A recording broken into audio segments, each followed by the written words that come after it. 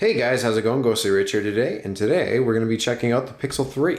As you can see, this is a Pixel 2, and it's in an OtterBox right now, so I can't really compare anything to that, but let's take a look at this just black Pixel 3, because that is seriously the color, just black. Can't have any other color than just black, especially since, if you know the rest of my channel, mechanic stuff and whatnot, if you had a white Pixel 3, good luck. And let me guess, there's another one. Oh boy. Let's see. Oh, I think I just ripped it down the center. Let's see. Wiggle, wiggle, wiggle, jiggle. Oh, wow. It almost looks like the same back as the Pixel 2. Like it's got the nice glossy part up here. Let's see. Being real serious here as I unwrap it and I just throw it off the edge, because that's what we do with these things. Then we flip it out, and then we don't do that, and then we ignore my brother's phone call. Wow, very nice. Let's power it on. Dun, dun, dun, dun, dun, dun, dun. Literally powers up the same. Very nice display. Until, of course, you put a screen protector on it, and then, of course, all that other fun stuff. Well, that's new. Vision settings, English. Yeah, sure, we will say English American, even though there should be English Canadian, I'm sure. Start. Connect to a mobile network. Okay, so from this point, we need to swap our SIM card. So, where is the SIM card one on this one? It should be right there, right beside the charging port. There's a little poker. You poke the hole, and out pops the tray. Before we start going through the phone, this is your little instruction booklet. Let's take a look at these little headphones. Oh wow, they actually got some weight to them too. A little bit. They're all right. Those will be cool for working out, I guess. If you're looking just for a quick little set for working out, you get your C to C cable. You get your Google Pixel C to headphone jack, because they don't have a headphone jack. And then C to USB adapter, just in case. And the C to USB adapter, in case you're curious. This is what you're going to use for when we transfer our data. You, if you have a micro USD, if your other phone uses a micro USD, you will grab this. You'll plug this into your phone. Then you'll grab your micro SD cable or whatever, USB, and then you're going to plug that into the bottom of your other phone, the other side of the cable, and then I'll show you the app after. But that's what that's for. And of course, your charger. That's all there is in the box. Once you have your card on the tray, just slip it in with the chip facing up. Don't do it towards the board, if that's even possible. Once that's now put in, try turning your phone on again. So it'll pop up saying, copy apps and data. You would say yes. And then once you do so, next thing you need to do is you take your cable like so. Like I said, this is a micro USB. You will plug it into here. Other way. Aha! Wrong insertion. There we go. So once you plugged it in, now you literally just take this one and you have a good grip. Type C. There we go. And then after you do that, it'll pop up on there and here. It's copying, and look at this, connecting to your Pixel 3. Check your other phone, confirm your screen lock, press next. After you do your locking, say copy. Copying accounts. Da, da, da, da, da, da, da. Press copy. It's that easy. I love new phone-to-phone transfers. And again, this will work for iPhone. It would just be an iPhone cable that you would be using. So if you got them both going right now, press next. You can continue while it's doing everything. And then of course it'll let you set up your Google Drive if you want to back up and do your storage, copying your location, allow scanning, all that other fun stuff. Turn anything off that you do not want, except unlock Pixel with your finger.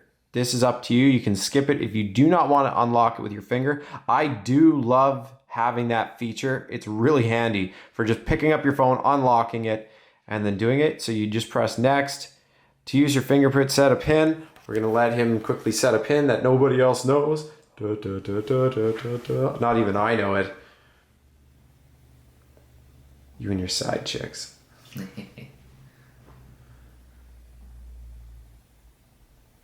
All right. Next thing it's going to tell you to do is scan your fingerprint. It's scanning it right now. As you can see, it's downloading and recognizing it. And then it's going to tell you to click on it a certain amount of times. So you have to lift and then press, lift and then press. And it's just going to scan all the different ways you press on it. So that way, if you have your finger on some awkward angle, it'll still read it. Next, it's going to say continue setup. This is, you can do more like Google Assistant, Google Pay, blah, blah, blah. And then you can press continue. Or what's this one? Turn on settings for full assistant. So this is your Google Assistant, so you can yell at it to turn on stuff. After this, it's going to tell you to say, okay, you say it. Okay, Google. Okay, Google. Hey, Google. Hey, Google. Perfect. Now you just press finish. Squeeze for assistant. You can squeeze the sides of your phone. So next to that, squeeze. There you go. It just wants to know that you can squeeze. So it also has always on display. So that way you can have it so certain notifications and apps and stuff. So that way your phone doesn't go right onto the lock. So it'll constantly, basically, as I have right here, always on display. You can turn this off or on. I like it because then you can see as stuff comes in. So we'll just leave that turn on for now. And then of course you can add more email accounts and stuff like that. We're just gonna say no thank you for right now. All set, done. Adding its finishing touches. We'll let it quickly do that. Running through the setup is super easy on this phone. It does look pretty cool. It's letting him know that it's loaded up. And then from there, look at all these beautiful apps. So that's it in daydream mode. And then now if he says, okay, Google. Okay, Google. It should usually open up. Okay, Google. There we go. Ta-da. Not So, recognized. Oh, look at that. yeah, I gotta do that's that the again. thing. You have to try it a couple times. Also, make sure you're serious with your voice. Like, how are you actually going to say it? Yeah. Because if you don't, it will. How the fingerprint works great. Yeah, the fingerprint is awesome. Except for, as a mechanic, if your finger gets even a bit of oil, it doesn't read it. Although sometimes it does. Sometimes I've had good luck. So, other than that, let's check out these cameras. I hear the cameras are awesome on this. So, allow... Ooh, wow, that is clear. It's like you can see the shine off the glass. Motion enabled. Yeah, so try shaking it a little bit. I just want to see how quickly it focuses. Okay, stop. That's like instantaneous. That's pretty good autofocus. So, where's the night mode? A little bit of camera inception here. So I want to show you a couple settings that I think are important. So when you first get your Pixel, everyone buys this because they know that it's a 4K UHD camera, but they don't set it up that way at first. So first off, do you like 4x3s? If not, if you click here, the back camera, you can make it 16:9, but it's only 8.3 pixels. It actually crops it a little bit. The next thing is the front camera. Front camera for selfies, usually you leave that at 8.0. If you want to make that 16:9, that is completely up to you. But yours will drop to a 4.1 megapixel front camera from an 8. The other thing is look at this, back camera, front camera. Front camera, if you click here, leave that at 1080p, but look at the back camera. Look at that, 30 frames a second, 4K. If you want that 4K option, make sure you click that. I would definitely leave video stabilization on. So this has photosphere, so that way you can take a picture if you click it, and like panorama, you can go all the way around. But where it's different is if you post it on Facebook or something, you can actually like look around with your phone and look at what that person's looking at 360. It's cool for if you climb mountains and stuff and other things. You also have your slow motion, so you can do the slow motion fire shot. But again, see how it's all grainy right now? Is because it definitely drops. Oh, look at this. You got 240 and 120.